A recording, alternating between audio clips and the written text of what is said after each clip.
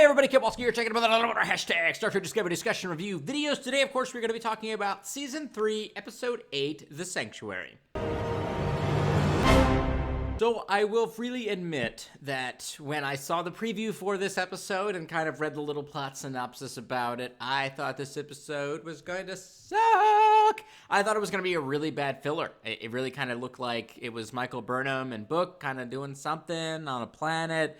It didn't sound particularly interesting. I really just kind of discounted this episode, and I was more interested in kind of seeing what was going to be happening with the Terra Firma Part 1 and 2, which is coming up next, and it's kind of putting my sights on the horizons and essentially towards the back end of the season. This one I was kind of writing off, and I will freely admit that I would definitely prejudge this episode way too harshly. So I do apologize for that to myself, really, because nobody else knows that I did that. But it's very true. I felt like this episode was really going to be a total snooze fest, very filler, very boring. But it actually turned out to be pretty good, you know? I liked a lot of the elements in there. I really enjoyed the fact that Michael Burnham didn't really do anything this episode. And I know that sounds kind of like a negative thing, but I've talked a lot about that very, very extensively throughout this season and, you know, my previous season reviews as well, which is I understand that Michael is our POV character, and I definitely like the fact that she is involved with certain things at certain times. Like Unification 3, it made sense. They had a very strong plot reason for her to be super involved with what was going on because of the fact that it was, you know, she was, you know, Spock's sister, and it was a Vulcan thing, and Navarre thing, or whatever. Like, so it made sense. In this case, she didn't really have too strong of a thing there. She was there to support her boo, her man, Book, and his adventure dealing with his brother and his people, and kind of just being supportive in that role. And I like the fact that they're utilized. I like when they utilize her where she needs to be in terms of being the primary protagonist in every, you know, in her focus stories, but then when they're able to, they can pull her back. And that's why I like they pulled her back a little bit in this episode, and they allowed the rest of the crew to kind of shine, and Book to shine as well. And we got a lot of really great moments here. You know, Tilly was obviously the standout thing for me, and I know I kind of got a little hissy about Tilly being promoted to the XO. But essentially what happened in this episode is that she literally is just not even the same character, in my opinion. I think there was like a small moment, you know, when they were inside of the engineering section with the, you know, with the Black Alert pod, you know, the spore drive pod down there. And she had like a little bit like a Tilly moment. But other than that, she's essentially just acting like a completely different character. They've basically just rewritten her character into being, as of right now, somebody who's way more courageous, way more stalwart, way more organized, way more comfortable, and is way more capable of the, you know, being an officer than she was in the past. And again, I don't need a Tilly stans attacking me over it. I'm not saying anything negative against the character or the actress. I'm saying that's how they wrote her, and now she's being written in a different way, which ultimately I guess makes sense. You know, if any of the characters need to be rewritten, she's kind of the one to do it. They have Adira now, who also had some great moments in this episode as well with Stamets, and she's essentially taken over the role that Tilly was in the first two seasons. So where does Tilly fit into this whole thing? And if they don't want to keep Michael Burnham as the first officer, it makes the most sense that, you know, Tilly kind of takes up that role, and also that, you know, in terms of just production value and stuff like that, you know, in terms of production, I should say, how many other actors are available really to take on a full-time job as the XO and kind of continue getting paid the same, relatively the same amount of salary without it costing the production anything? And this character kind of fits there. So ultimately, I feel like they've just essentially rewritten her character. But it didn't really bother me, and I don't think it's going to bother anyone. I think really it's actually kind of a crazy thing, because you got the Tilly stans who are going to support everything Tilly does no matter what. And then you have the people in my position where it's like, that was really stupid. She's definitely not prepared for it. So they just rewrote her character. So now she's just this other person who's way better and more courageous and brave and all the other things I just listed. So I'm satisfied. The Tilly stans are satisfied. Everybody's satisfied. Does it really actually matter? Ultimately, no. I think they're actually just going to get away with this, and they're going to move on. And so, yeah, congratulations there. But I thought she was a standout role in this episode for sure. Another great role, and I don't know why they keep putting my boy in the sideline, but Wilson Cruz as Hugh Culber needs to be in every episode and needs to have more things to do. The guy is a fantastic actor. I don't know if it's just my serotonin levels he increases or whatever. I just feel very calm when he's on screen. He's always doing the right things. He's always taking care of the people. He's always kind of making sure folks are okay. And he's always got like a little bit of an attitude, but he's also like super loving, like kind of a sassy dad or something. And, I think he's a great actor, and I wish he was in there more. And he did a fantastic job this episode, like he's done in every episode he's been in so far in this season. And I love the sequences between him and Georgiou. I like how she, towards the end of it all, was really just kind of running out of sarcastic quips and mean insults for all of them. She just kind of was like, she was scared, I think it was really coming down to she's scared of what's going on. I think she's realizing that she's likely dying because she's jumped dimensions and now time, and she's likely dying. My theory on as to why that is going to be in a theory video, but she's figuring that out, and so she's scared, and she's panicking, and I think he's the perfect companion to assist her right now in this moment. The only thing I didn't like about that is how during the crisis with Osira, they didn't really resolve her situation. He was like, let's go talk somewhere quiet, and then we never see them again in the rest of the episode. I thought that was weird. There's definitely something odd going on with the editing here, because the images of Culber and Georgiou talking inside of sickbay were actually attached to Unification 3,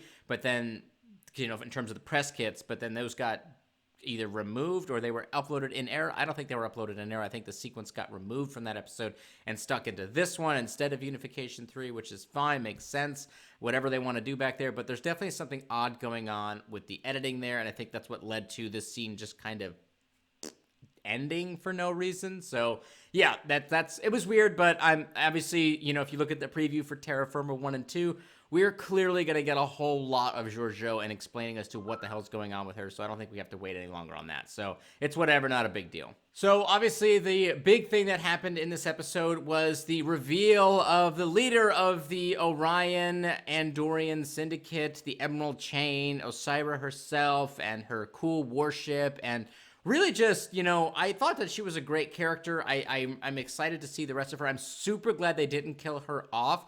They built her up over the last couple of episodes as to being this big bad. They kind of whooped her, where they had, a girl out there, flying around in book ship, just blowing the hell out of it with some of the insider information from Andoria dude with no antenna. I don't remember any of these people's names. They're all so new, so it's okay. But it was a great fight sequence. I really love the graphics there. I like how she was bombarding the planet that Book and Burnham were on. I liked the very real struggles that his brother and Book were kind of dealing with, yeah, I mean, she's a terrible person, but she's keeping us alive. But is she really keeping us alive, or is she just keeping us alive long enough to kind of continue to serve her? And it was definitely an interesting, play of ideals there between the two of them, and I liked it. Obviously, he was going to come around at the end. It was pretty obvious, but it was still fun to watch. I thought it was really enjoyable. I'm glad that we got to see more of Book's planet and more of his people. So that was really fun. And ultimately, Osira, I'm glad she's not dead. They did this inside of Picard, where they had like this really cool bad character that wasn't like, a normal bad person. That was just a new bad person. It was Bjayzl. I don't know if you guys remember that. But yeah, Bjayzl, that was on Free Cloud, and then they killed her at the end. And one of the things that I did not like is the fact that they did kill her, because they built her up over this whole episode and as being this really great villain, and then they just kill her. So I'm glad that they didn't do that here, or they didn't like arrest her or whatever, because they could have easily ended the situation. I think if the Discovery had actually engaged her warship, it would have been over. Like they would have easily, either they would have, jumped around it, or they would have just used all their new weapons upgrades and stuff like that and just wrecked her shit, rocked her world. They didn't do that. They were kind of trying to maintain that observer role, which I thought was kind of an interesting way to kind of play that a little bit, even though she immediately called that bluff, which I think at that point Saru could have just engaged her, because, they were, but he played it cool. He played it very cool. She didn't shoot at the Discovery. She shot at the planet, which the Federation has no jurisdiction over, and it was definitely a dicey situation. I think Saru played it smart. He played it right. He definitely handled the bridge crew appropriately, and he definitely thought of a good idea. They all thought of a good idea collectively to get, Book ship out there and to attack her, to try to stop her from committing genocide. So it was very smart, very well done, very well played up there. I really enjoyed that. That was great. So honestly, this episode, pretty good. Again, not bad. I really had the low bar for this episode, so it was very easy for them to probably clear this, but I don't think that was the only reason why I say this episode's good. I think that there was a lot of really great performances in there. We have a lot of stuff going on with Adira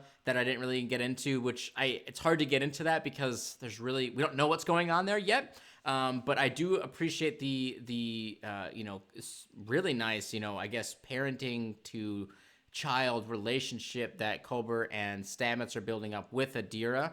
I think that was a great pairing, and I think that they did address the pronouns in this episode. They are really attempting to make this really strong bond with Stamets and draw some great emotion out of him as an actor and as a character, and I think it's working out very, very well. There was even a throwaway line in this episode about how Culber would wish he could have kids someday, and maybe that's what they're kind of alluding to. I don't know, but I did like that, and yeah, like I said, overall this episode was pretty damn good. I liked it a lot. There was a lot of great moments in it. Definitely not as bad as the prison break one with the Running Man. That one really didn't have a whole lot going on in it. This is kind of like an example of a really great filler episode, where that's an example of a really bad filler episode where there's not a whole lot going on there and it really is just straight hot air. Whereas this one has a lot of great moments, and we're removed the plot of the story of the burn, which we'll talk about here right in a minute, but we moved that a little bit forward, but all of our character stories individually moved forward very, very much. And so it was a really great episode. And so if they start leapfrogging these kinds of ideas of like some episodes are about moving the burn, some episodes are about moving our character stories forward, and they kind of begin to synthesize that up, I think it's going to be, the rest of the season is going to be really good. And hopefully the lessons that they learn here will definitely kind of go into Strange New Worlds, because they've talked a lot about that, the Captain Pike series of being this whole hybrid thing of like simple standalone stories, but also long threading plot arcs for our characters. So hopefully the lessons that they're learning here will be able to be played up there, and, they can avoid some of the pitfalls that they've encountered with Season 3 Discovery. Okay, so I'm going to have a theories video about the burn, but yes, I do recall the sequence where they were attempting to decode the distress signal. Some people have pointed out that that's kind of stupid, that they should have been automatically able to decode the distress signal. I think we need to wait to see how this plans out. I don't think it's that big of a dumb plot point. The idea is that there's something going on inside that big gaseous nebula cloud thing. I have a great theory about it, which I actually think it is the Discovery, but again, I'll talk about that in my theory video. And it does connect back to the Calypso short trek, but yes, we did get the plot forward moved just a little bit, and I'm curious to see how that's going to play out in Terra Firma Part 1 and 2, because it seems to be focused on getting Georgiou back into her time, because she's dying, but it's not quite clear just yet, but yeah, so we'll see what's going on there. Anyways, guys and gals, that does wrap up my video for today. I hope that you enjoyed it. If you did, please throw a like and a subscribe up on the video, and go ahead and get a comment up down below. Let me know what you thought about this video, and, what you thought about the episode. Did you enjoy it? Did you hate it? What were your likes and dislikes? Get your comments up down below, and we'll go ahead and get the conversation started. Leave it alone, impressed by my trickies!